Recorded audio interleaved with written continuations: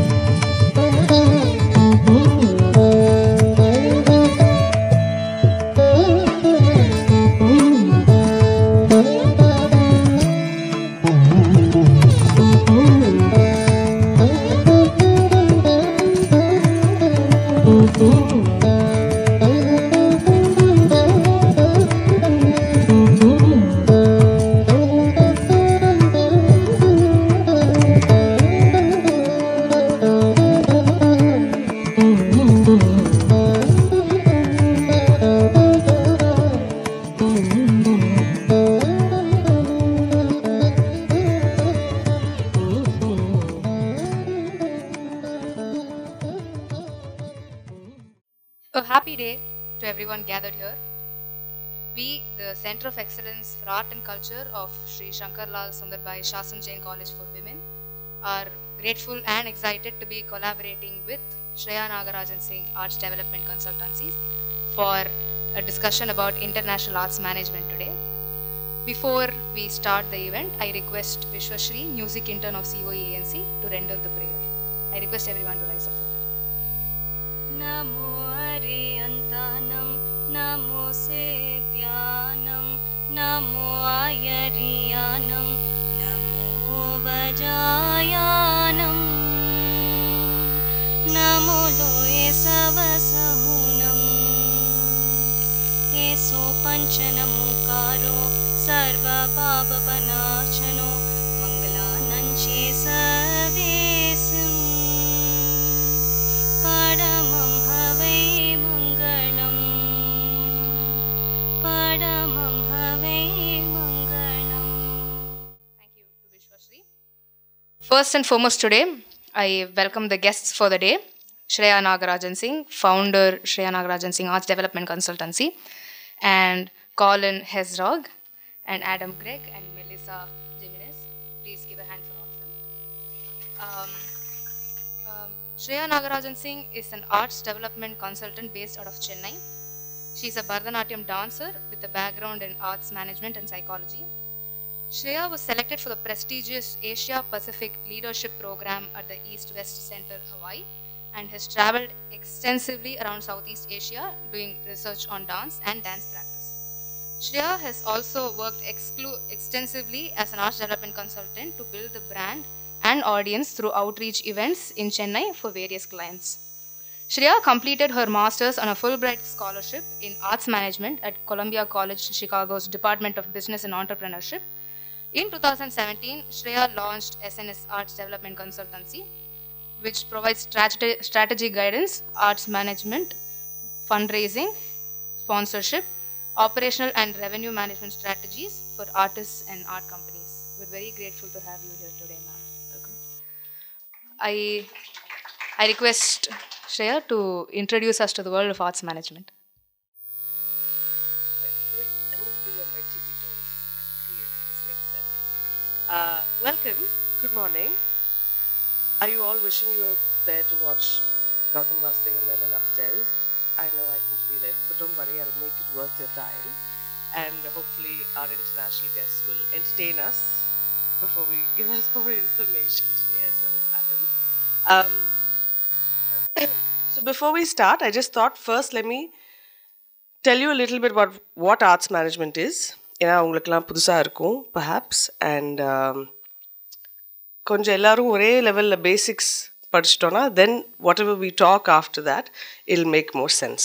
Okay, so I run a brand called SNS Arts Development Consultancy. We're based out of Mylapore, but we have a presence in Bombay. We have Colin, who's in Chicago, who helps us, and now we have somebody else, Deepta in Texas, who helps us. But basically, the idea is that we are working pan-nationally, and we have clients all over the world. So in today's age, it doesn't matter where you live. You can work from anywhere, and you can have clients with any different country, right? So the idea is, I thought we can go to the next slide. We'll tell you a little bit about what we do and what arts management is, and then jump into the conversation. So our motto of the company is leave the artisting to the artist and leave everything else to us. So basically, what we think is, or artists na, they should focus on what they're doing. Enna artist avana irukkalam, right? Everybody understands Tamil, except for the two international people, but that's okay. So the idea is, or artists, if they want to really succeed in what they're doing, and you have the center for excellence, right? So it's about how do you reach that sense of excellence. You cannot do it alone. You need a team with you. Somebody to help you with marketing, somebody to help you with operations, somebody to help you with finance. Sometimes it's one person who can do all that, sometimes it's different people, right? But you need a team to succeed in anything, and especially an artist needs a team. Apart from a team, an artist also needs to know what should be done. If an artist enna pannano avangalukku adhe therlana, how will you build a business, right? The first thing I always tell artists is you have to start thinking of yourself as a business. Right? Business is not a bad word. Money is not a bad word. Wanting to make money from your arts is not a bad thing. If you can't make money from your arts, I mean, I really hope you have a rich partner or a rich family who's going to support you. But the idea is that we have to get into a frame of mind where you're able to generate revenue from your art. Correct? And that's what the essence arts managers help you do. And that's what we at SNS help you do. So these are just some of the things that we do. உங்களுக்கு சில விஷயம் தெரிஞ்சிருக்கலாம், சில விஷயம் might be new, so I want to walk you through it because we're going to be mentioning a lot of these terms in our conversation. Artist representation. அப்படின்னா an arts manager will represent you.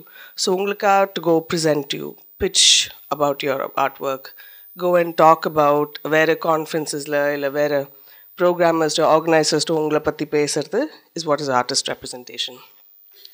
Art galas is a very American concept, but the idea is you basically throw a big party and you invite a lot of people who are funders and donors and sponsors and show them what you're capable of so that they come and they understand what they're investing or giving money to.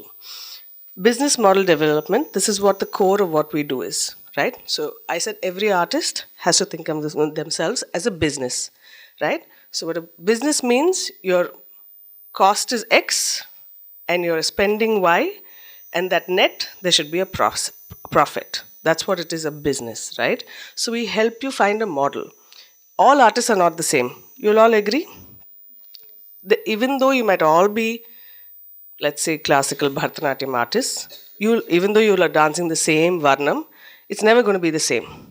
Correct? So you need to find a different way, you find different models of developing that. So that's what we help you do. Event curation, we basically help programming. It's not just about choosing who we're presenting, it's about building the experience around how that event is, right? From the minute somebody walks into your space to what they see, how they feel, how you want them to feel. It's not just about what they see, it's about how you want to make them feel. Fundraising, right? Some of you might already know what this means. It means that you are in a position to you go to a donor or not a sponsor, you go to a donor or any high net worth individual and request them to donate for a cause, right? So they donate. So they give the money because they believe in it. Somebody who doesn't believe in the arts, no point going and asking them for money. They might believe in cancer research or they might believe in saving elephants in Africa. So you have to find the right person and go and ask them to donate, and you have to find that match. So that's fundraising. Marketing and sponsorship, I think you all are fairly know about that. Revenue generation. Revenue is another word that we use a lot for money, right? Some of you might have studied accounts where you'll understand revenue management. So the idea is, how do you generate revenue, right? So obviously you all dance or draw or write poems or something, or make some particular craft or have a particular product that you're able to create. So the question is, how do you generate revenue from it? How do you convince people that there is value in it, right? So why is there a reason that this OnePlus phone is 40,000 rupees in the market, right? So the same thing, if somebody has a 1 lakh, I'm not going to buy it. The same phone, if somebody buys a 20,000, you know I'll go buy it, because I know the value in that market is 40,000. So similar things like that, just finding your value in the market and then generating revenue from it. Strategic planning is a very important step in career development, in organizational development, is to knowing where you want to go.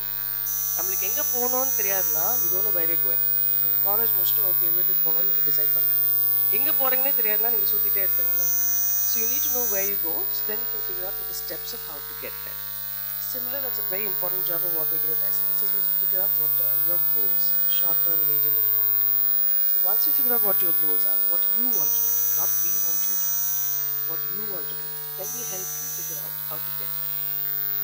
Right? And the last one is ticketing strategy, because it's a major form of revenue, right? And many of us here are performing artists. How many of you, I know many of the artists, I think Shreya ma'am and a lot of people saying, Ingo, what kind of arts do you do? Let's get an idea. How many of you are singers?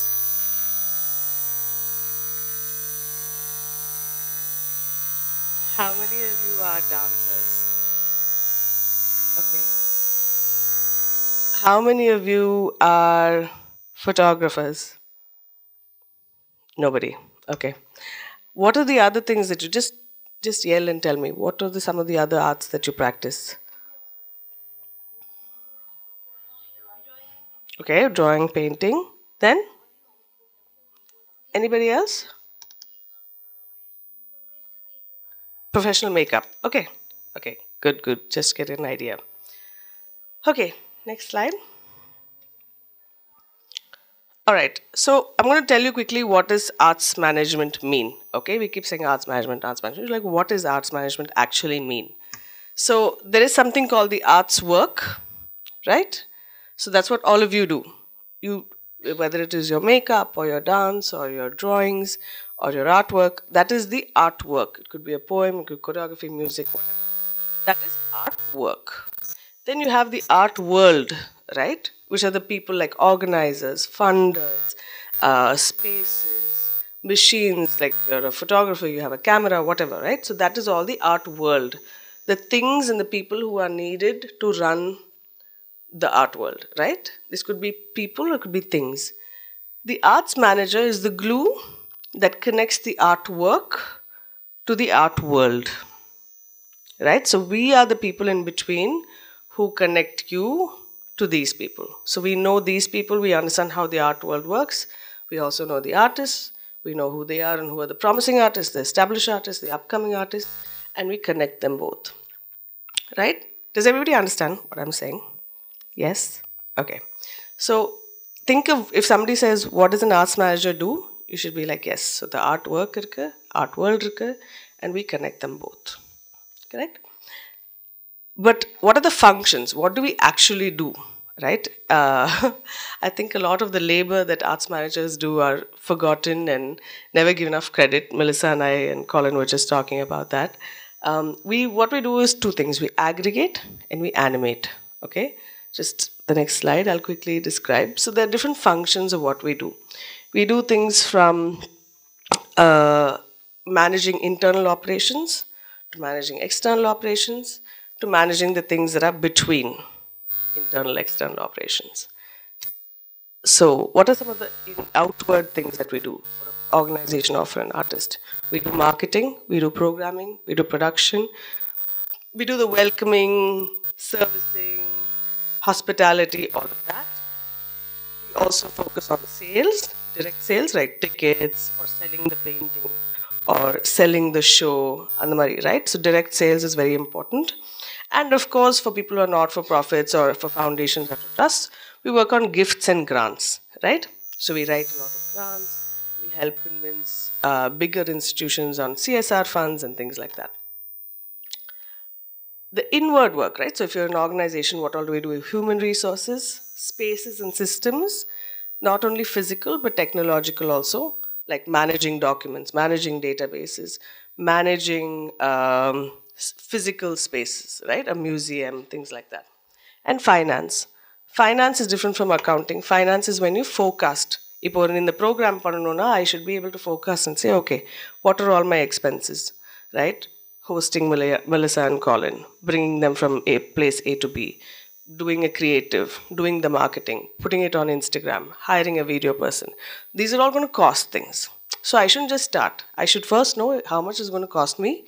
Am I able to afford it? And then do it. I'm giving you an example. That's kind of what is financial planning for what we also do. And the third and last slide is some things that are in between, which is basically governance and accounting. Governance is basically who is taking the final call. If me, Melissa, Colin, and Adam were here just talking in circles and circles, somebody finally has to make the call saying, no, Adam is going to host this, I'm going to say this, she's going to say that, Colin's going to talk about this, right? So it's called, that's idea of how do you bring people together and how do you work with people in a way that is, of course, equitable, and it should be a space which is equal for all. So does all give you an idea? So we do a lot of different things. And I also at this point want to tell you that arts management is not events management. Everybody here thinks if you do events, you're an arts manager. Or if you run arts events, you're an arts manager. Totally not true, right?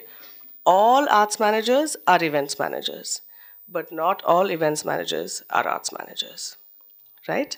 Because we do more than just run events. And I just told you what all the things that we do. So I think that kind of succinctly tells you what arts management is. We've done a 2-year master's in this, so for me to say this in 5 minutes is quite difficult. But to remind you, you have the artwork and you have the art world, and the arts manager's job is the glue between these two things, right? So can you go to the next slide? And yeah, so now I just want to invite, finally I'm done talking, which is great. I can share space and power and knowledge with our fantastic group of people, which I will allow Adam to introduce. But first, I want to introduce Adam. First of all, he's a phenomenal collaborator and partner and friend and musician. He is from Scotland. Everybody thinks he's from the UK, but he's from Scotland. It is UK, but British is what I'm saying. He completed his undergraduate and postgraduate from the Lancaster University in England and went on to complete a practice as a research doctoral thesis in the piano music of French 20th century composer. I'm not going to try and say his name. You can do that. But for all of you who know A.R. Rahman, A.R. Rahman has founded a music conservatory called KM Music Conservatory. So he has been in India and he calls himself a Chennai Payan for 10 plus years. So he's lived here for 10 years. He's somebody who knows the art world and the artwork very well in this region. And he is the artistic director and the academic coordinator for KM. So thank you, first of all, for agreeing to moderate this panel and for being an excellent administrator yourself. So we will talk about the labor of administrators later. But Adam, please do come on and start the conversation.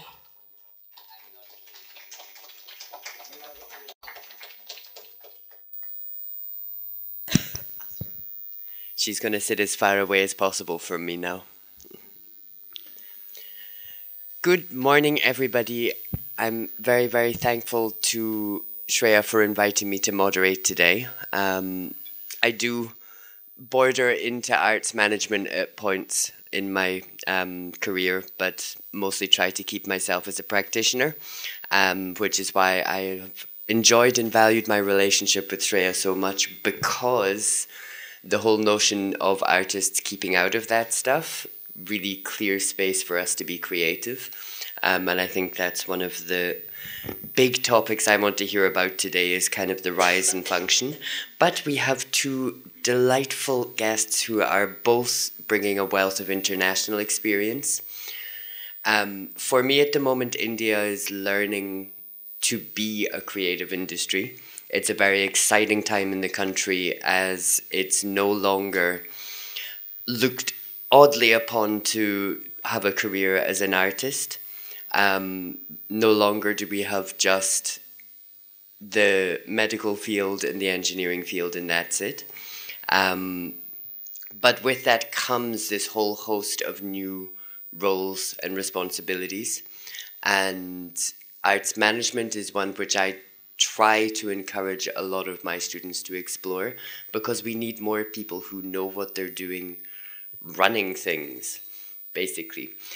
So we're going to welcome, first up we have Melissa. Melissa Jimenez is a creative business executive experienced in developing, implementing and facilitating innovative and strategic initiatives in both startup and growth organizations with a specific expertise in arts management and the creative industries. She's currently the general manager of the Trinidad and Tobago Music Company Limited, Music TT, which is a state-owned agency under the Ministry of Trade and Industry, where she is responsible for steering the business development and export activity of the music sector. Basically, she runs music for Trinidad and Tobago.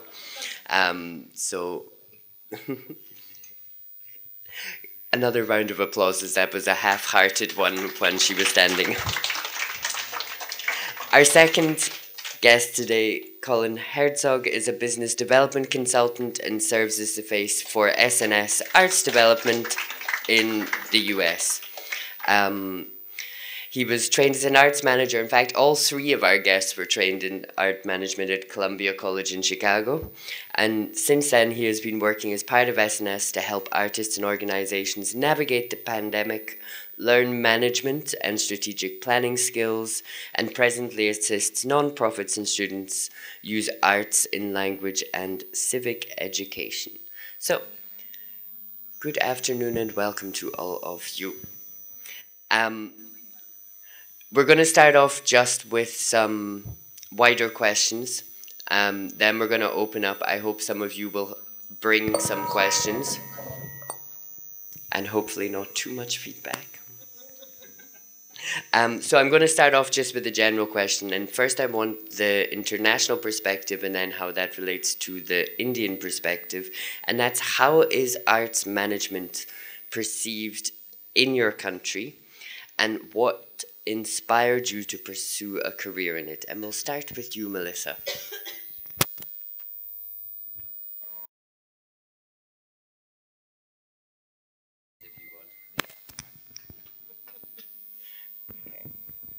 Thanks for the introduction, Adam. Folks, if I'm speaking too quickly, please let me know. If the accent is too thick at any point, just say, yo, Melissa, slow down.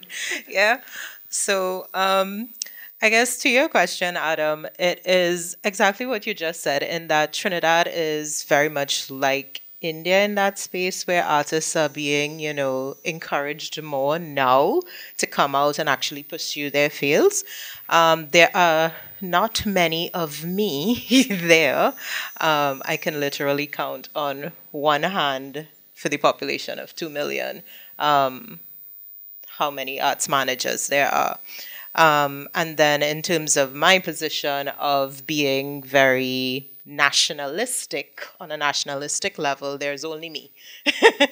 There's nobody else. There's only me. For music anyway. There's another one for film, and that's about it. So yeah, it's still very much a budding field. You can't study it at home. You have to go abroad to study it and then come back.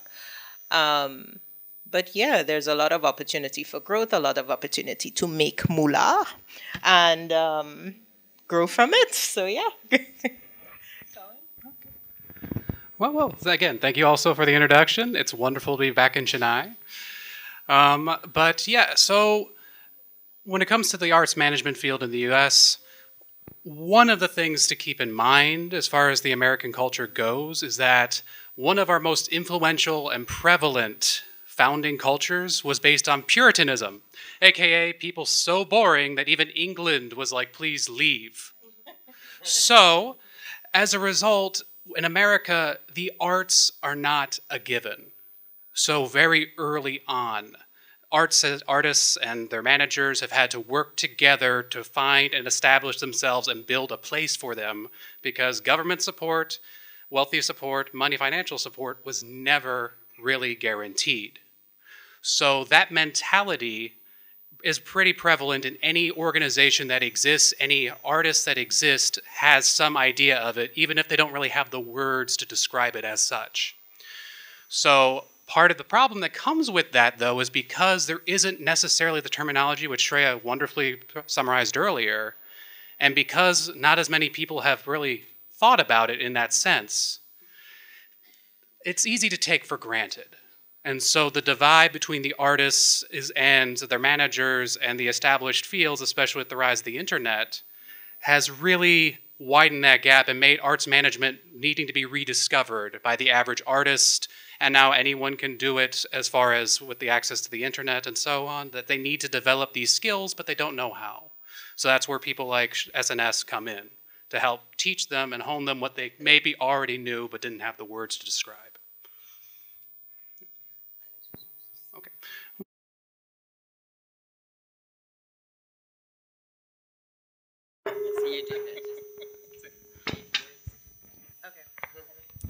So arts management is a very nascent stage in India. There are very few places where you can study in India.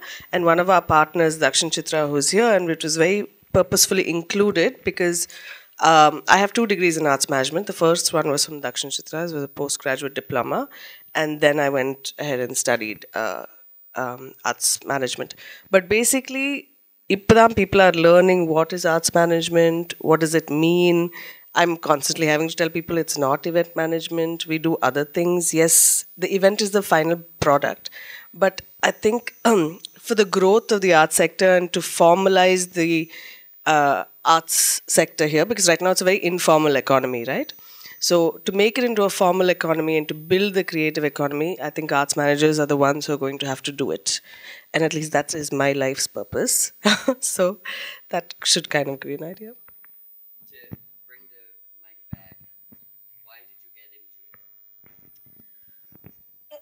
So I'm a trained Bharatanatyam dancer, and once I started learning dance, I figured that it's an oversaturated market,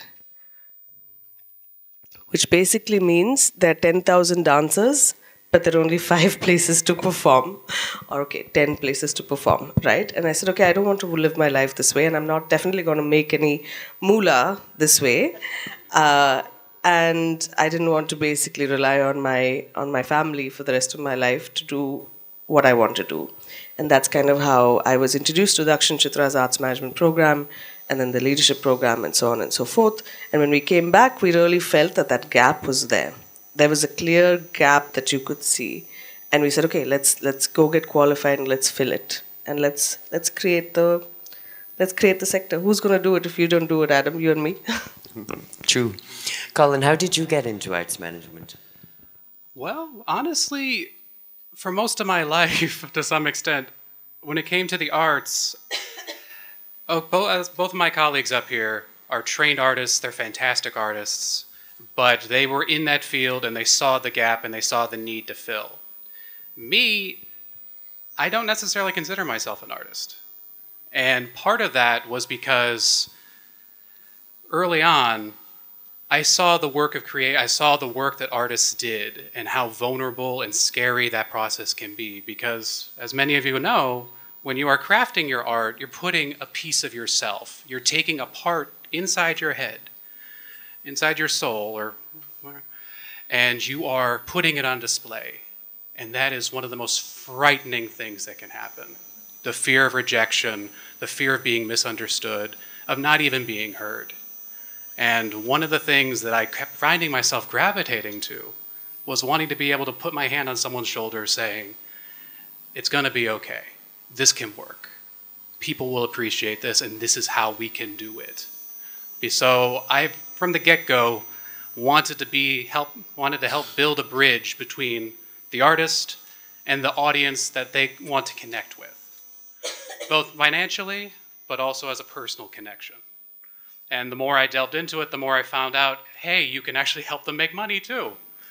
And you don't have to just be there to help them emotionally, you can help them financially and learn those skills. And so that's what gravitated me to it, and that's what led me to these wonderful colleagues here and talking with you fine people.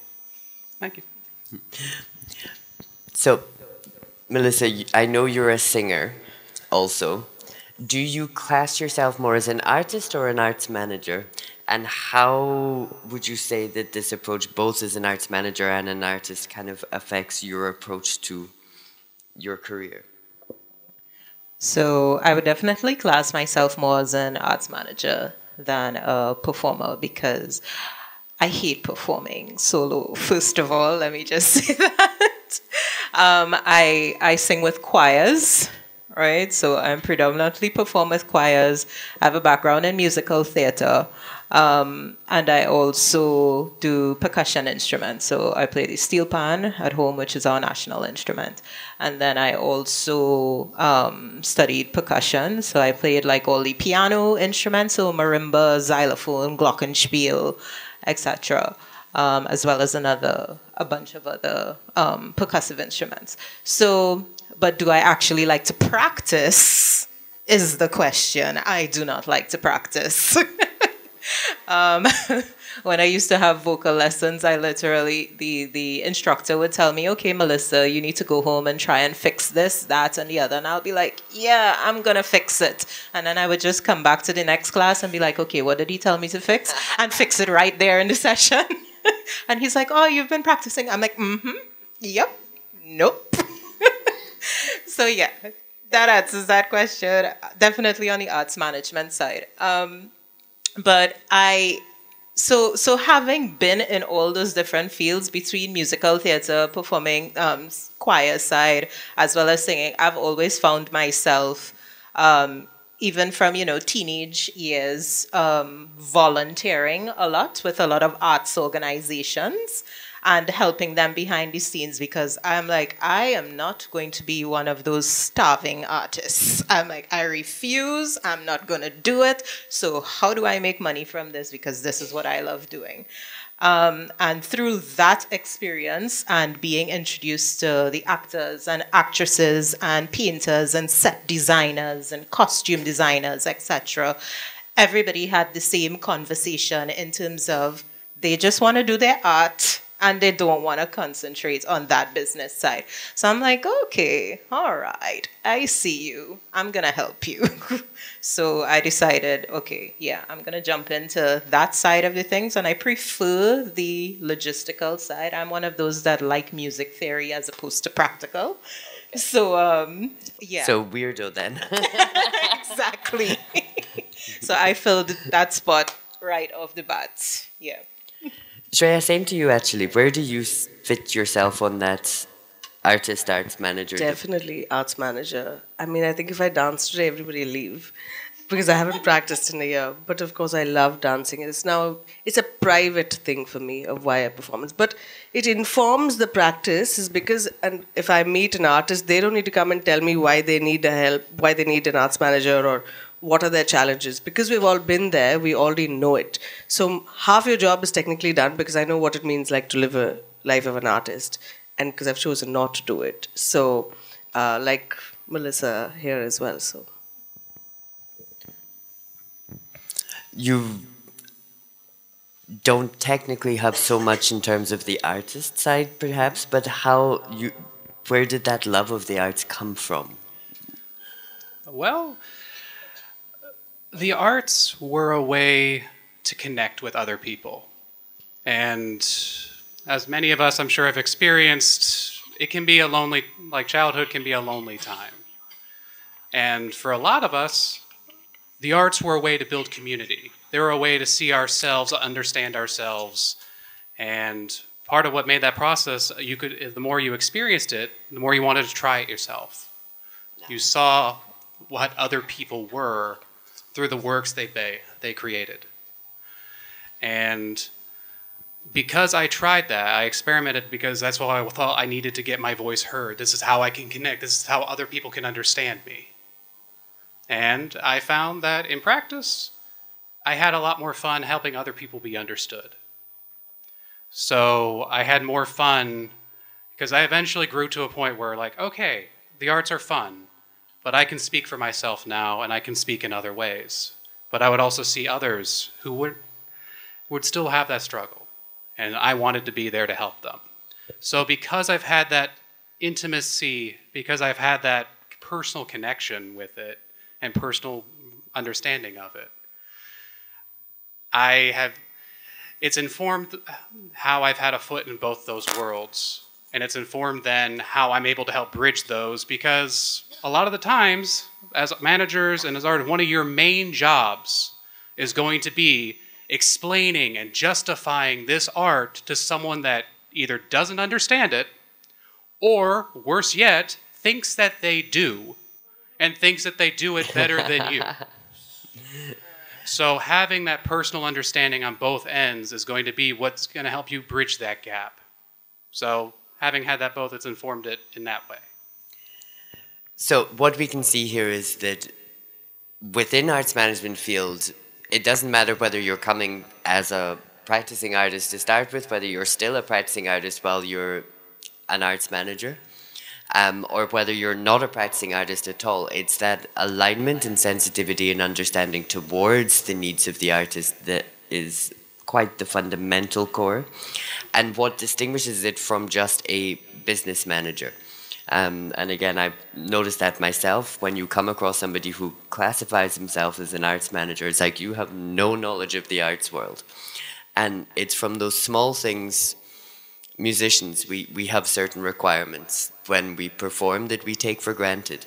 And having somebody who understands those without me having to lay them out, I think it makes such a huge difference.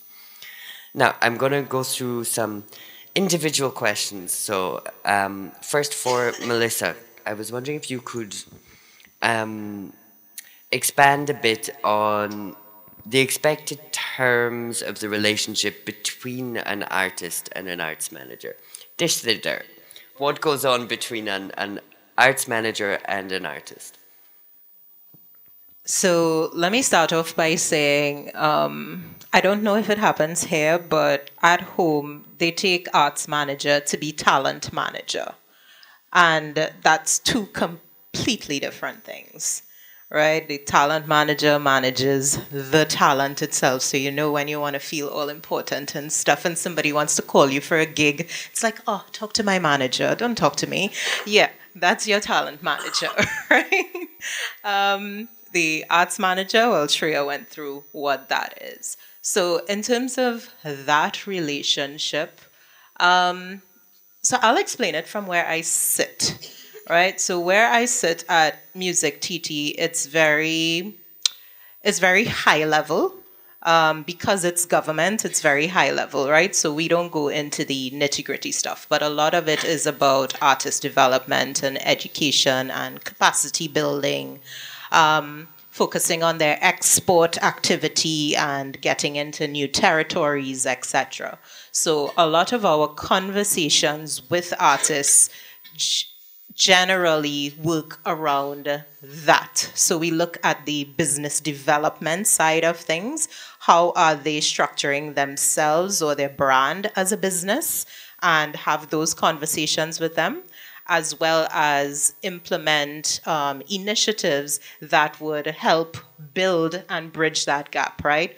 Because the reality for us is that even though we would love to say, you know, leave the artisting to the artists and everything else to us, at the end of the day, the artist also needs to be able to mind their business, because you are the boss, right? You are the boss. Even if you bring on SNS, you are the boss of your brand, your business.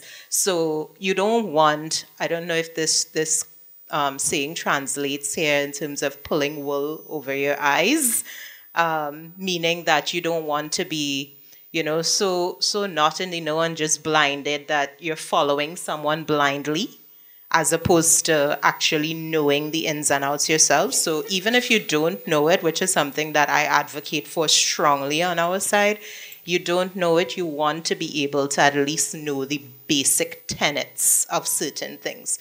You want to know about copyright. A lot of you say that you're a visual artist inside of here. You have to know about copyright. Copyright is the way that you make your money.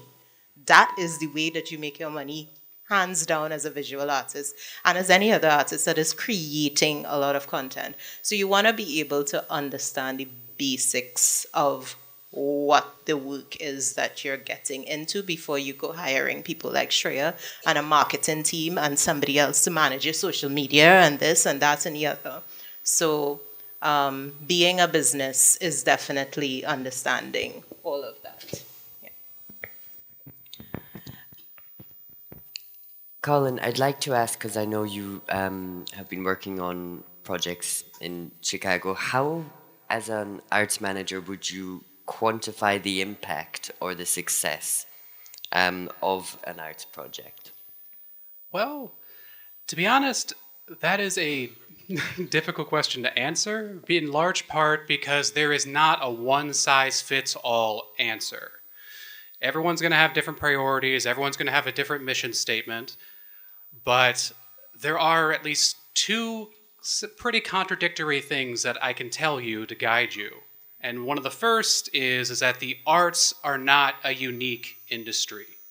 One of the most beneficial things that you can do is shift a little bit from thinking of this is a very unique world and look at the other worlds around you, because those will inform how you can maybe adjust your approach. The second is that the arts are a unique industry, and you are going to have to explain to them why that is. You are going to have to define success, what it means on your terms, and make them understand that. And as Melissa was saying, arts managers can only necessarily go so far. If you want to be an arts manager and make that more your defining thing, great. But as an individual artist, that is crucial. Especially, again, coming from the US, where nothing, for better or for worse, is taken for granted. If you're an artist, you fight to get yourself heard. You fight to know your copyright. You fight to know your rights, and just so that you cannot be led blindly. Because unfortunately, with the U.S., it's a competitive market, and it's not always fair. So, when it comes to the first one, the arts are not necessarily a unique industry. Now, the concepts that we work with, whether it be dance, makeup, they can feel a little abstract, but they're visual. They're like, well, how can I put a number to something that's, well, how can I put a number to a makeup design I've done on someone's face?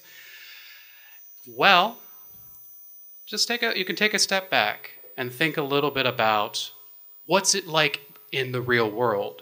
Just by existing, there's a number, there's a way that you can tie it and count it and use it to your advantage. Whether if you've done makeup for a film, for a theatrical production, for a dance, you can use the attendance, you can use the number of ticket sales, you can use the revenue. You are a part of that. You are a key part of that. You may not be the face of the poster, but your work is. So, begin thinking about your role. You are not the head, perhaps, but you are a key pillar that keeps it going, and you can use that for yourself, to sell yourself. So, again, look at what other industries do. They count ticket sales, they count revenue, they count copies produced, they count social media following, they count likes, retweets, posts. There are numbers everywhere, and honestly, almost every account that you have will let you account for it for free.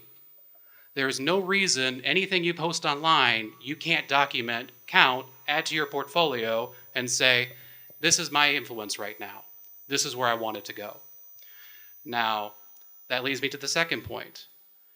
While every industry can do that, the arts are unique in that you get to set the terms because, again, like I mentioned earlier, you're often having to justify yourself to someone that doesn't know what you do at all. I mean, all three of us can account for having to answer the question, potentially at family reunions or whatever, what do you do? What does that mean? Do you actually make any money from that? And the answer to all is, kinda. Maybe. Shreya will talk a little more about that later. But So part of the benefit, again, one of the, I brought up having a foot in both worlds. Why that is important means that you are used to communicating with someone and other people who don't really care what you do. Anyone who's like been a fan of sports, having to explain to a relative, oh, this is the Asia World Cup is happening, and this is actually, and they're like, oh, okay, I thought cricket was an animal. What is this thing? So you are going to have to explain to them and bridge that gap and meet them where they're at. And you cannot, and that's part of what makes the arts unique, is that unlike any other industry, they're able to reach someone on that no matter what walk of life they're from, because it touches something deeper that resonates in everyone. You just have to figure out the right combination and the right frequency, and you can find that resonation. Thank you. You look like you have something to add. Please. So I'm just going to add that,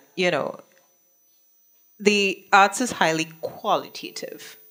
So I find this an issue sometimes when I am speaking to politicians and trying to get them to understand, because they're asking me, oh, Melissa, we need to have metrics. We need to know what was the employment generation, what was the revenue generation, they don't want to know about, we have 80 people in a room. That's basic. But they want to be able to filter it into GDP. And because a lot of what we do is developmental work, it's going to be qualitative data. And it's up to me now to interpret that data. So, outside of the politicians understanding that, a lot of other people do understand that, there is that data set of qualitative data that works with the arts in majority of cases. That has to be considered. Well, and actually, that's a wonderful point, honestly. Let's talk about the politician to some extent. Now, the reason why I say this is because, again, key rule 2, you define your success. So you have elections coming up next year. You're going to hear a lot about a lot of projects that you're like, why did we spend this much money on it? And they were like, oh, well, that was a wild success. What do you mean only 5 people? Like, no, that brought new jobs. That brought innovation. That's going to set up and make things more efficient 10 years from now. And they're going to sell that to you as a win, and maybe it is. But again, you'll notice in every ad and they're defining success on their terms, and it's sounding pretty persuasive a lot of the time. So again, look into other industries, and you can see how they are doing it for themselves, and you can incorporate it for you. But that said, when you're talking about defining your success, don't overestimate, don't overshoot. Remember, it's a marathon. You're not going to finish it all in one day. So don't say, we're going to increase revenue by 50% next year. Maybe more like 5. Don't promise the moon unless you're the Indian Space Program, in which case you can probably deliver that now. Congratulations on that, by the way. That was amazing. So, again, remember, you're planning for the long term. You want people to invest in you for the long term. So it's okay to challenge yourself, but also respect yourself and to know that you got plenty of time. So each step forward is a big step forward. So. Thank you. Now, one of the most interesting questions for me. Shreya, how much do you get paid? Ooh. Or shall we contextualize that on how much do art managers get paid? And actually, how do arts managers get paid? Who's doing the paying there? So before that, I'm gonna address that. I want to respond to something Melissa said, which is very important. Something that we do at SNS, when we say leave the artisting to the artist and leave everything else to us, doesn't mean that you work on your own and we do our own thing. It's a relationship that we cultivate because you know your value the most and you know your art the best. We help you develop these skills, and that's why we're a consultancy. So the idea is that we jump in, either if you need to hire somebody like an executive assistant or a venue manager or whatever it is, we train that person to do the job because there's nobody in arts management. There's no universities teaching you that. There are not many people who have experience in that. And so we kind of transfer this knowledge and peer knowledge and resources that we have and then kind of go from there. So it's kind of, we do educating, exposure and training all together, and we kind of teach the artists. Most of my day just spends in looking at, bank sheets and explaining to artists they need to invest more money in savings, right? So it's a lot of that. So I just want to say that when I say we're a business, definitely I to agree to the point that it shouldn't, and say that we're separate things, we're separate entities, but we're actually working together, and we can't do it any other way. Now for the money question. So I get asked this question somehow. And maybe you can speak to this too, Adam. People in India are very squirmish and shy when it comes to talking about money. I never understand why. If you're going to present something, you can be upfront and say, is there payment involved? Right? You might agree or disagree with the amount, but I think we can be very upfront to say, is there payment involved? Will you be able to cover this, X, Y, Z? And be very upfront about it. You are doing a service, not a service. You are providing a service, or you're providing an artwork, and that comes with a price, right? And first of all, like I would say that don't be afraid to talk about money. It doesn't have to be the first thing you talk about, but it has to be one of the things you talk about before you confirm or close the conversation. And I think it should be a deciding factor also, both for the arts manager and for the artist, if this is worth your time and your effort, depending on various different things, right? Small program, big program, who's going to be there in the audience, how much you're getting paid, etc., etc. Do you believe in the values that the organization is paying? So, for example, if it's a cigarette company or an alcohol company, will you still accept that money as sponsorship to do an event, right? Maybe some events don't have a problem with it, maybe, but for a Bharatanatyam program by, Krishna Janmashtami sponsored by, I don't know, Gold Flake might be a little bit interesting. So you have to think about money at the center of your decisions also.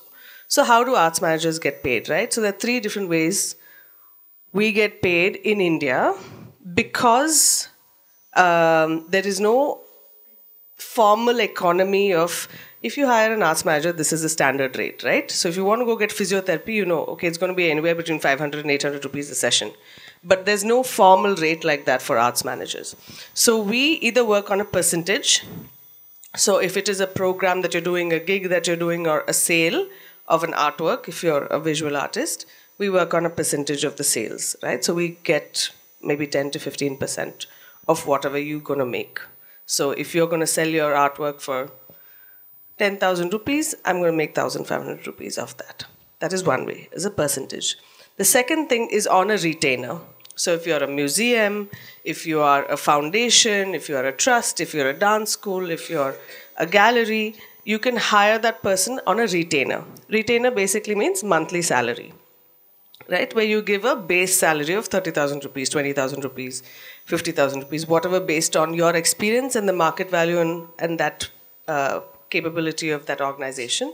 You just get a salary, and you have to perform all of the tasks that is discussed also in your contract. The third one is you have a lower retainer, but also a percentage. So let's say the normal retainer in the option 2 could be 50,000. But the third option could be, I will pay you 25,000 rupees a month, but I will also give you commission on sales. So it could be both. So we work in all 3 models. All our fundraising and sponsorship are on percentage basis, because if somebody's coming to me saying, I need to fundraise for this, it's obviously because they don't have the money that they're coming to me. So no problem charging them 50,000 rupees to make 50,000 rupees, right? So fundraising and sponsorship we work on a commission basis only. Ticketing strategy, strategic planning, business model development, operations, keeping the system lean and clean, doing all of that work, we work on a retainer basis or a retainer plus percentage basis.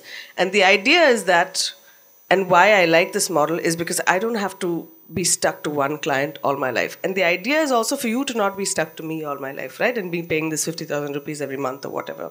The idea is that we teach you the skills, and then you can always hire us by the hour like a consultant. So I can just help you. So if you have a problem and you don't know how to solve it, you don't need to hire me for a whole month. You can hire me just for 1 hour and like a consultant, like go to a doctor's consultation, right? You don't hire the doctor for a month. எப்போ பிரச்சனை இருக்கோ அப்போ மட்டும் தான் போவாங்க டாக்டருக்கு. So we're the arts doctors, if you can call it. Okay, so I'm going to come to my last general question. If the audience have questions, there are chits of paper just to fill in. If you just kind of let Sai Shruti know, and she can take down your question for you. Last question, and this is one for each of you. What is the most consistent problem that you have faced as a manager, and what solutions have you used to overcome that problem? Melissa, would you want to start? Oh, you're like, no, I'm thinking about this one. I'm not there yet. Okay. Well, to be honest with you, the most consistent problem I tend to face when working with both artists and organizations is they don't necessarily believe they have anything left to learn. So one of the things that sometimes you maybe find yourself happening is you find someone who's willing to give you money, but they just want you to tell them what they want to hear or what they already know. And that's not what our role is. We sometimes have to tell them, no, you need to change something. But again, they're paying money they could be using to invest or innovate to have what they're already doing reaffirmed for them. And it can be really difficult to break them out of that mentality. So working with even like established organizations, one of the things, as I mentioned, in the US is that everything for the most part in the arts is a competition. Any arts organization that has lasted more than like a year or two or less has managed to have arts management to some degree. But that once they've achieved it, they tend to stagnate. Whether their founder left, they found a formula that worked for them and they're going to ride that formula until they collapse. Or someone like SNS tells them, no, you need to change things. It's not 40 years ago anymore. Your donor base is changing. The city is changing. The government is changing. The grants are changing. You need to change with it. So one of the ways I've got to deal with is you aren't always going to get that with the first time you work with them. All you can do is move them as much as they can. But what you're ultimately is doing is what they've requested. And you're laying the groundwork for their future. As Shreya mentioned, we want them to not rely on us forever. And if they want to rely on us for as long as they can, we will indulge. We'll take the money. But each time we interact, we're trying to plant that seed again and again until eventually either we move on or you do. But at the end of the day, we're going to try our darndest to make you as self-sufficient as we can. And if that takes multiple years, multiple projects, and hopefully multiple paychecks, we will happily do so. Let's go for Shreya next, actually. What's been your most consistent problem that you face, and how have you overcome it? I think explaining to everybody each time what arts management is. We're not events managers. That is number one. I've only heard you say it about 6 times in the last year. I'm so tired of it. And I think similar to what Colin said is I think reinstilling confidence in the artists about their art. I think that comes up a lot because an unspoken job, a part of our job is playing counselor to the artist or the organization, convincing them that they can do it. So it is a lot about very deep conversations where people are vulnerable, and that takes a toll on us in the long run because we have to do it in different contexts. And so that's the consistent challenge. The solution is proof of concept. Go out there and do it. We will help you do it. There's nothing that's going to prove to you and to me that this works is the success, in quote-unquote success. And again, the idea is to not say, okay, I'll do like we have some musicians here, I'll do a gig and I'm going to have 300 people in the audience, right? That's not step one. Step one is getting 50 people or 80 people. And step 5 might be getting 300 people. So knowing how to not get carried away by unrealistic goals, which is also another challenge that we face a lot, where artists want quick I want this tomorrow. I want a sponsorship tomorrow. I have my idea driven. Like, why isn't nobody giving me money? Because the idea is in your head and it's not in a business plan. So that is kind of the solution. Is proof of concept.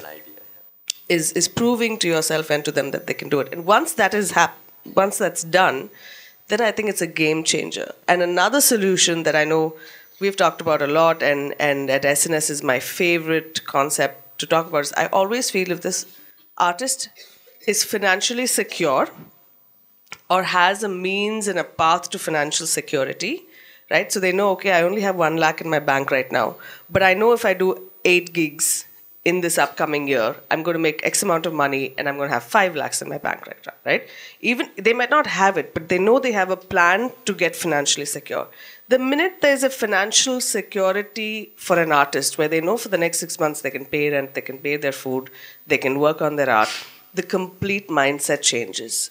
It's not, that's why I'm saying money is in the center of a lot of our solutions. Money is not the solution, but it is a big component of getting to the solution, of you being a better artist, because just knowing that you have some money in the bank makes you more comfortable and feels safe to explore.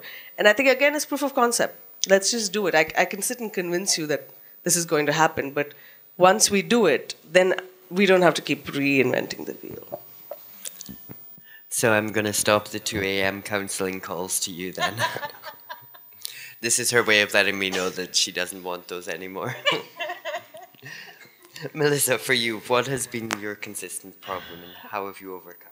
So the consistent problem for us is business development.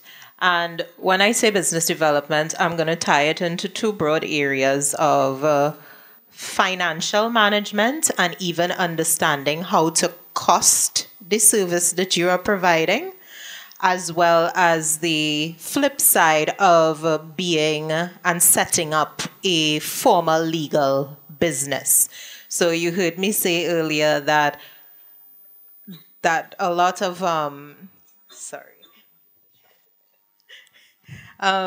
that a lot of what the artist needs to do is understand that they are a business and that they are a brand. Now, I have to kind of spell out all the time what the positives of that is. So you're acting on your personal, you're not a registered business, etc., and that is pulling and drawing from your personal bank accounts, etc. And then there's the whole subject of commingling of funds and all of that jazz to go with it. Whereas if it is you set up that business structure, yes, it's going to take money to do initially because you have to pay for the registrations and all of these things.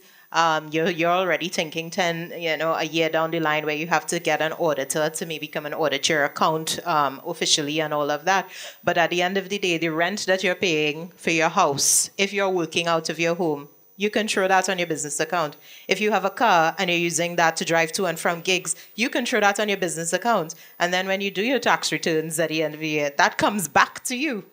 So, there are a lot of benefits if you understand how to work the taxation systems and whatnot of registering the business that you won't get from your personal just, I did a gig today, or I sold a painting, or I did a makeup job today, and I'm just going to use this money immediately, which ties now to the financial management side, as Shreya was touching on earlier. So I made $500 today doing a bridal party face or something like that, and you already planning, okay, I'm going to dinner and I'm going to spend 100 of that, and then I'm going to do this and that. No. This is your business first, right? What percentage of that is going to go back into your business structure? What percentage of that is your personal payment, until you build it up enough to be able to, really, really build that business fund as it is in your capital. And then, of course, as I mentioned earlier, the fact of charging, how do you charge? That is always the major question that I get. How do you, how do I price? How much does it cost? Yeah. This person came to me and, they want me to do this painting to I don't know, do a mural for this entire room. How do I charge for this? Now, there are numerous ways that you can go about that, right? But my question to people is always, how much do you want to make at the end of a month? What do you want to make? All right, let's work it backwards from there. You want to make $10,000 at the end of the month. And then, okay, how many jobs do I need to make that $10,000 realistically? And then how much, is it a private organization? Is it an NGO? Is it a what? And you sort of figure out your pricing structures from there. And of course, people are always going to say, oh, that's too expensive. I can't afford you. I can't do this. I can't do that. But then there's room for negotiation always, right? So when I do with personal clients outside of government work, when I do with personal clients, I always hit them my highest price. Always hit them my highest price. And then I just sit and I watch their faces. I'm like, okay, let me read you and see where we're going. Is either you're going to try to beat me down, or either you're going to get scared and say, oh no, I can't afford this. Let's just end the conversation here. So, and then you maneuver. And then if the price is not worth it to you, then leave it alone. Not every job you have to take, right? Just leave it alone. Some of them, if it's like, if it's organizations I'm working with, like let's say UNESCO, and this is the first time I'm working with you, I'm probably going to waive that from the highest price to a little medium somewhere around there just to get my foot in the door with you, but let you know that, yeah, this is not the standard price. Just sing that in your head a little bit so you don't get accustomed to this. And then, the future relationships you build out. So, yeah, a lot of my issues not my issues, but the artist issues that I encounter is always around business development, and you always have to be working at that and building that with them. Thank you. So I'm going to move. Thank you for the questions. I have quickly gone through and just chosen some questions specific for some of you. So, but nobody put any names on them, so I don't know who has asked. Okay, we're going for the anonymous. Nobody tells me these things.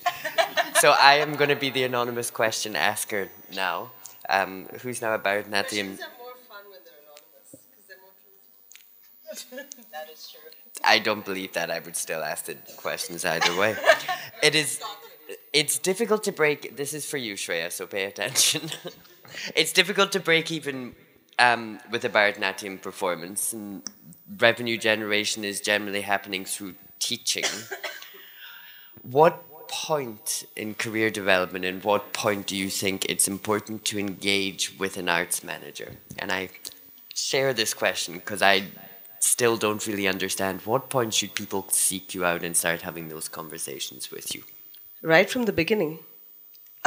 Because you don't develop a brand and then figure out what to do with it, right? When you go into the kitchen, you already know what ingredients you have and what you're going to make. You can't say, I'm going to start making upma but have everything for paneer butter masala. That doesn't work. So right from the beginning, get your arts manager in the conversation, either on a consulting model or either on a gig model or either on a percentage model, because you will start understanding how to think. The game is about learning how to think strategically.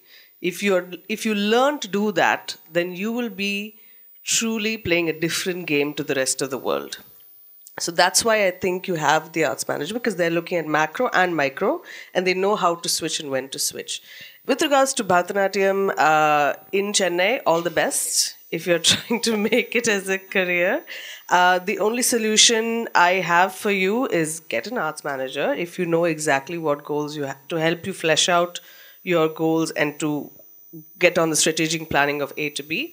But till then, going back to the financial security, I would always suggest to have a backup profession that doesn't have to be, you don't have to have a PhD in it. It can be simple things like, I don't know, rating things on YouTube or whatever, right? Making some money on the side. So you have some money coming in. So that everybody knows here with performing arts, there are months where you'll have lots of gigs and there are months where you have no gigs. So it has to even out. But for that trend to understand which are those months that you have lots of gigs and less gigs, you'll have to do 2-3 years of business.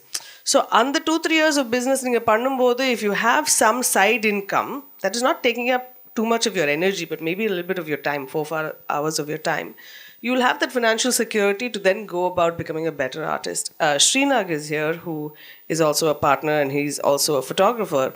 And he's been running his business for 18 years, but it took him 5-6 years of business to understand that there are 2-3 months in a year, every year, where there's never shoots, right? Because he's a photographer. And that's for various different reasons. It could be the weather. It could be clients don't have money, like during Deepavali, people like that do a lot of advertising shoots, and then there's nothing till like January. So unless you do those years of business, you won't know. What an arts manager will help you do is understand those statistics and analysis that you may not get naturally, but we'll help you figure it out. So yeah, get your arts manager right from the beginning. What do you lose? But I understand the question, because even myself, it's like, I'm not a big enough artist to need an arts manager.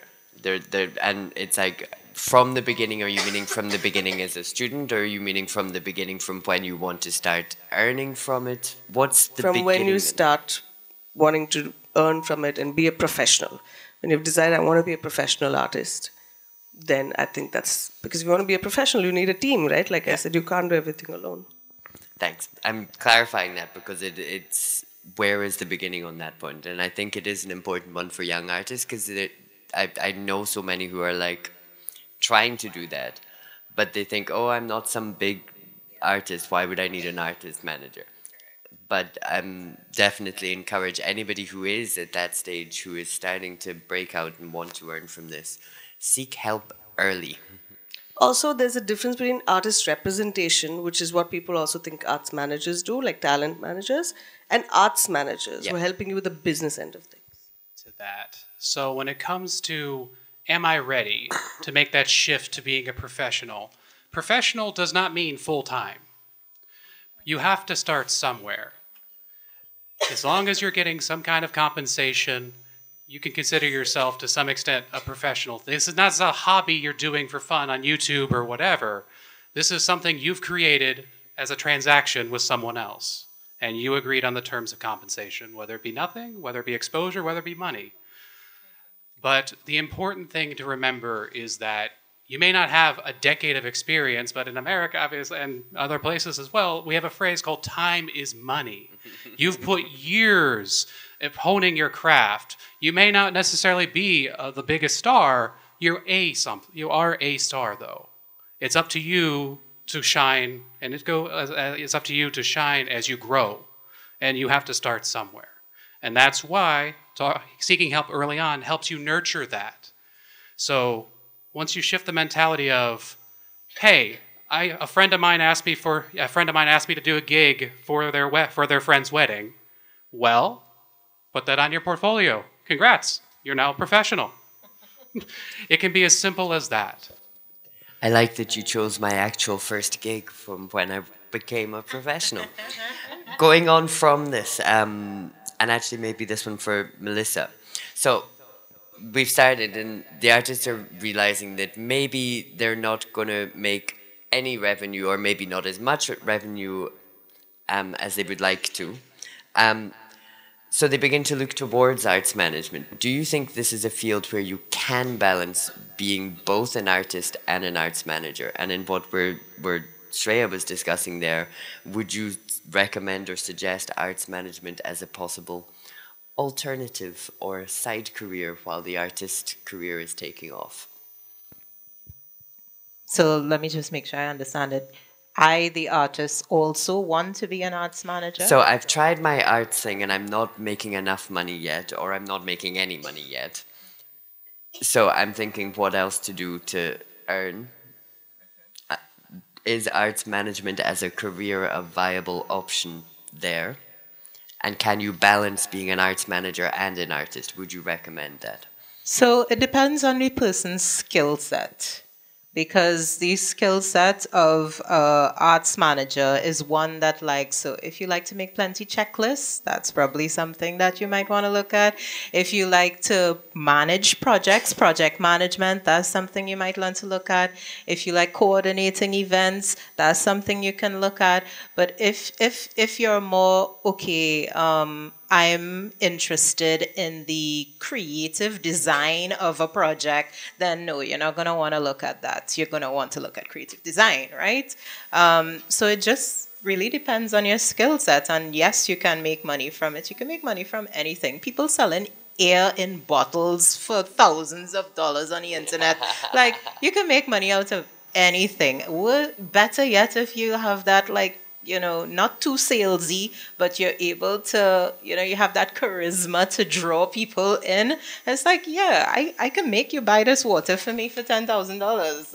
Like I can do it. So yeah, it just depends on your skill set and what you're interested in. You think it's possible to balance? In fact, do you even think it would be possible to be an arts manager for yourself as an artist?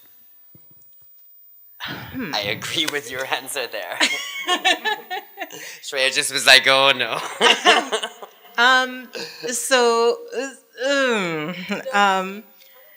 Doctors need other doctors. That is a wonderful statement. So to some extent, yes, because there are artists that also talent manage themselves and agent themselves and all of that, because they have that right and left brain working, so they're able to function in all of those spaces and do that. But then you find that their complaint is always that I don't have enough time to actually create, right? Because the administrative end takes a lot of work. So you can do it, but I mean, at some point, the larger you get in terms of popularity, you need to leave it and get a team, get somebody else to do it. Don't try to micromanage. Don't try to do it all yourself. Get somebody else to do it. Can I add one thing? Yeah. Any of the skill sets that Melissa mentioned of being project manager, blah, blah, blah, and developing lists if you're charismatic, please do contact us because SNS is hiring. You had to get that pitch in there. That was a planted question. You didn't figure it out. I don't know whether this is the right, but I'm going to ask it anyway because I also want to know. How can intellectual property and copyright issues be managed in the era of social media content and digital art or creative content? Because, again, Melissa, you mentioned earlier that copyright stuff is so important for a visual artist. So how would you recommend that a young artist approach their issues of copyright? Okay, so this is going to be difficult for me because this is an Indian context, and I'm not sure what the laws and everything else is here. So, Shreya, are you familiar? Okay. All right. So in our context for Trinidad and Tobago, let me just disclaim I'm not by any means a copyright expert, so I just listen to a lot of them talk all the time.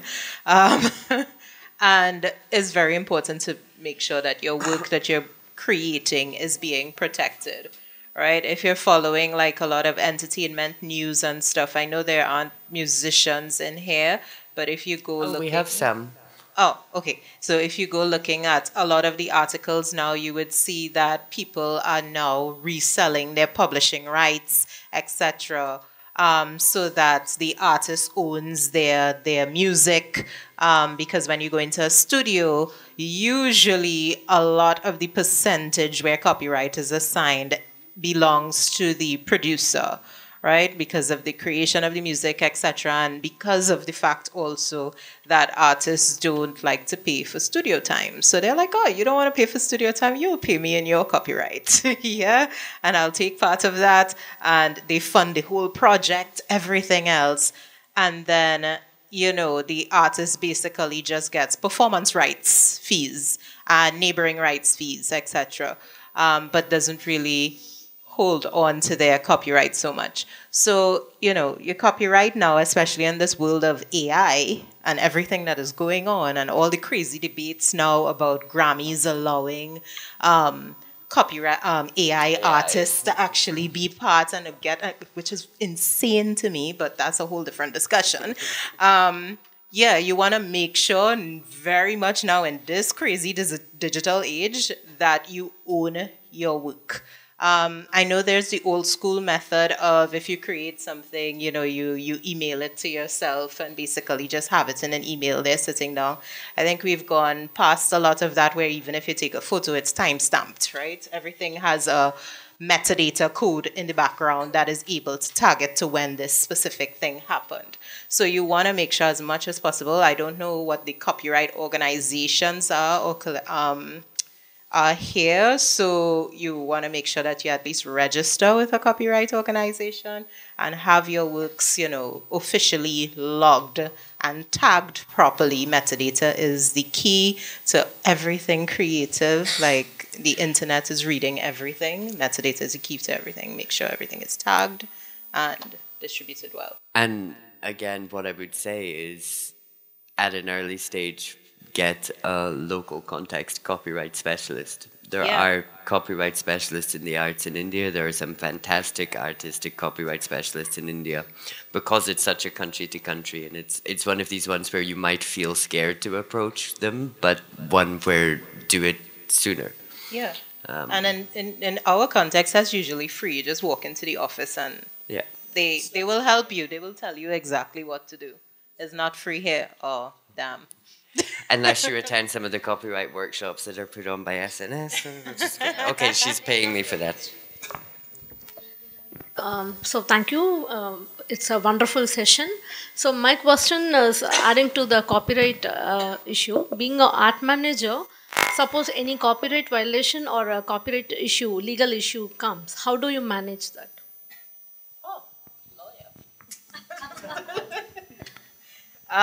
Well, that's definitely where the lawyer comes in, right? If you think that someone has infringed on your work, they've copied one of your paintings, or they have taken a photograph of your painting and is reproducing it without your permission and without you getting any royalties from it, definitely you go straight to a lawyer, find a lawyer, you have a case, and you have that conversation with them to make sure that, you're compensated. So it's either cease and desist, don't do it if it is they have no intention of paying you royalties on it, or you negotiate with them in most cases and say that, okay, well, I want XYZ percentage because this is my intellectual property that you are using to make money off of my work. So, yeah.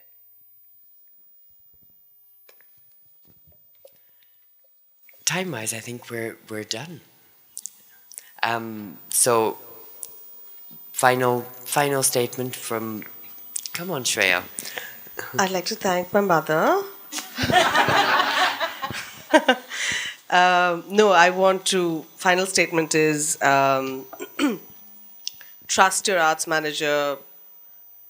We're here to help you develop not only your business but the arts management sector. And it's not going to work if I'm going to sit here and build it alone with 5 artists. We all need to be playing the same game. Right now, somebody's playing chess, somebody's playing Monopoly, somebody's playing tennis. So we all need to be playing the same game. And by that I mean that we all need to start playing with the same rules. So we all set certain rules, like we're not going to perform for free. We're going to have, this is the pricing for young, middle, experienced, artists. If we set some basic rules in place, I think it's good for everybody. So the idea is we're going to hear and we're going to build it together. But I also want to say a big thank you to Ms. Ramadevi, Ms. Srividya, to all of the Arya, to my team, Sai Shruti,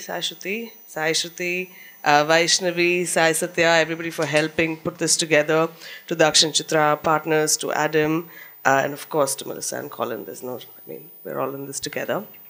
But to thank you that we love to do more conversations like this about arts management, because one of the ways is to talk about it and educate people on what we do, what we can do, and how we can help you. And so thank you for giving us the space and opportunity. We really appreciate it.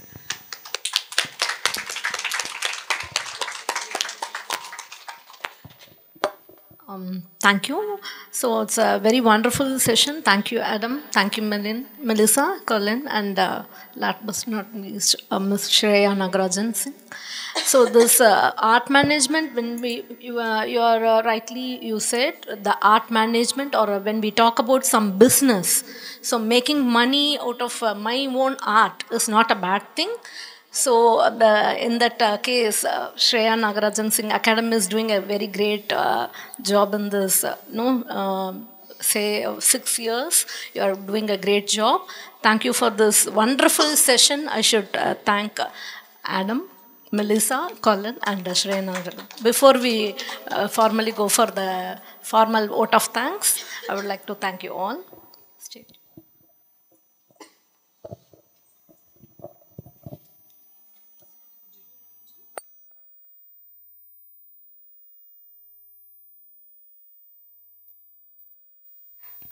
So yeah, thank you for a wonderful session, because apart from being coordinator and an MC for the event, personally, I found this to be extremely eye-opening, because arts management is not something everyone talks about. It's still a relatively very new concept, and as Colin said, one size doesn't fit all, and I understand that arts management is definitely not an easy job. And and more than one size doesn't fit all, I think every person has a different size. I think that's more accurate, if I'm not wrong. And so yeah, I think everyone has had something to look up at, because again, since it's relatively new and it's an extremely interesting field too. So thank you again for this. Yeah. So yeah, and for the felicitation, I request Ms. Rama Devi and Ms. Srividya to felicitate all of our guests here.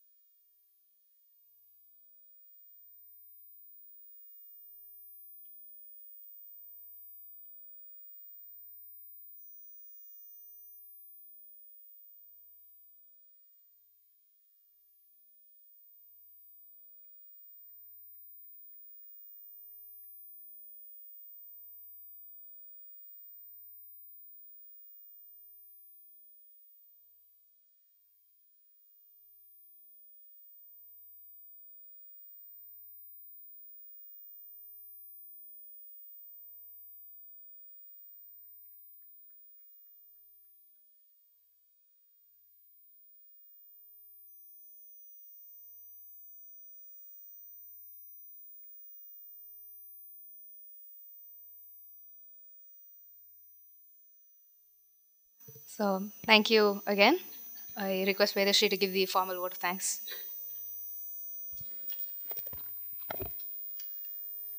Good morning. On behalf of Center of Excellence Art and Culture, I feel honored to propose the vote of thanks on this occasion. I take this immense pleasure in extending my sincere thanks to Ms. Shreya Nagarajan Singh, Mr. Colin Herzog, Ms. Melissa Jimenez, Mr. Adam, who has come sparing their valuable time. Thank you once again. I'd like to express our gratitude to Honorable Secretary General of Jain Society, Sri Abhay Sri Shimal Jainji, Secretary Srimati Usha Abhay Sri Shimal, and our Associate Secretary, Dr. Harish L. Mehta, for constantly supporting us. We thank our Principal, Dr. S. Padmavati, and Vice Principal, Dr. S. Rukmini, for inspiring us in serving a strong foundation. Our sincere gratitude to Dr. Ramadevi Shekhar, our Director, Center of Excellence Art and Culture, and Coordinator Member, Mrs. Srividya, for their invaluable assistance. Our directors, HODs, teaching and non-teaching faculties deserve special thanks for their unwavering support. Last but not least, we want to express our gratitude to all of our Rasikas for eagerly participating in this event. I praise God for providing us with a successful event. Thank you very much.